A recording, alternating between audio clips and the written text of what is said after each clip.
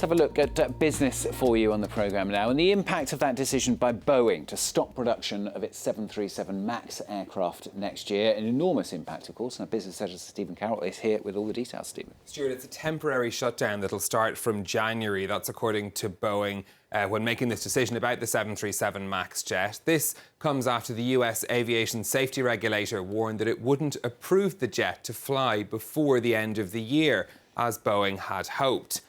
Now, the shutdown is expected to have an impact on the entire United States economy. Earlier this year, when the jets were grounded, the White House Council of Economic Advisers said that it knocked 0.4% off GDP growth in the second quarter of the year. And JP Morgan has estimated that a shutdown like this one could shave 0.6% off GDP growth in the first quarter of next year. Now, that's because the production process involves not only Boeing, but thousands of suppliers around the US. It's estimated around 1% of the entire American workforce do work connected to Boeing. And for them, this is a major step. Suspending production of a commercial aircraft is something that has been very rarely done. It truly is an unprecedented decision, and it is one that has massive impact to Boeing and its suppliers and the airlines. As France gears up for another major day of protests, as we've been hearing, against reform to the pension system, retailers in cities like Paris have seen their sales tumble. The retail association Procos, which includes major high street names like Zara and H&M, says that sales in the French capital were up to 30% lower in the week from the 7th to the 14th of December, the first full week of the strikes. Now, that's compared to last year, when business had already been disrupted by the Yellow Vest protests.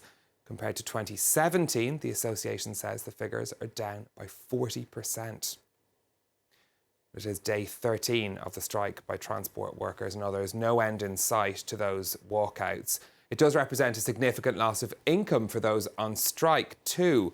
Various funds have been set up to help them pay their bills, as Shirley Sitbin now reports. When teachers start their daily protest in the school in central France, they bring their banners and boxes, asking fellow workers and parents to donate money to support their cause. We started on the very first day, on December 5th. We've collected 1,800 euros so far, and we hope to get much more quickly. When workers strike, they give up their daily salaries. Protest funds provide some support to those who need it most. On top of collections like these, education personnel can count on their trade unions. Local offices have been gathering donations. The money will be given to workers with the lowest of salaries. Education assistants, young teachers, single parents, and people in difficult situations. Next to these small contributions, trade unions' headquarters have set up national funds. The CGT, one of the unions most hostile to the pensions reform, has gathered €500,000. And the strike fund at France's largest trade union, CFDT, is worth €132 million. The money comes from the union's membership fees. It can pay €7.30 per hour to those who are striking. €7.30 an hour doesn't cover the money that's lost during the strike. This is a little extra meant to help them out.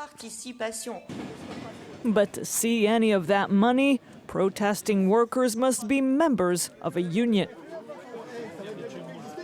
Well, after a record close on Wall Street on Monday, let's take a look at how the markets are trading today. European shares starting off the day in the red. Now, they had seen significant gains yesterday, so this is just erasing some of what the increases that we saw in trading on Monday. Shares in the consumer group Unilever among those seeing falls today. That's after they warned they'll miss their sales target for this year. Over in Asia, we still had continuing optimism across most of the main indices. And we often call the rally at this time of year the Santa rally towards the end of December. But really, it's geopolitics, things like the US-China trade deal, Phase 1 agreement, that's helping to boost shares there in Asia. Now, the world will have to wait almost 100 years to see gender parity, according to a new report from the World Economic Forum. Their global gender gap report says to achieve equality between men and women across health, education, work and politics will take 99.5 years. But that's actually an improvement on the 108-year estimate in last year's report. Now, in terms of country rankings, Nordic countries come out on top, Iceland topping the equality rankings at 87.7%, but Nicaragua also making it into the top 5 at just over 80%. France slipped 3 places from 12th to 15th. The forum says that globally the biggest disparity is in economic opportunity that will take 257 years to close. Finally, from me, it's taken 25 years, but what is perhaps the most iconic Christmas song ever has finally reached #1 in the American Billboard charts. Mariah Carey's All I Want for Christmas was released in 1994, but had only ever gotten to #3 in the charts before.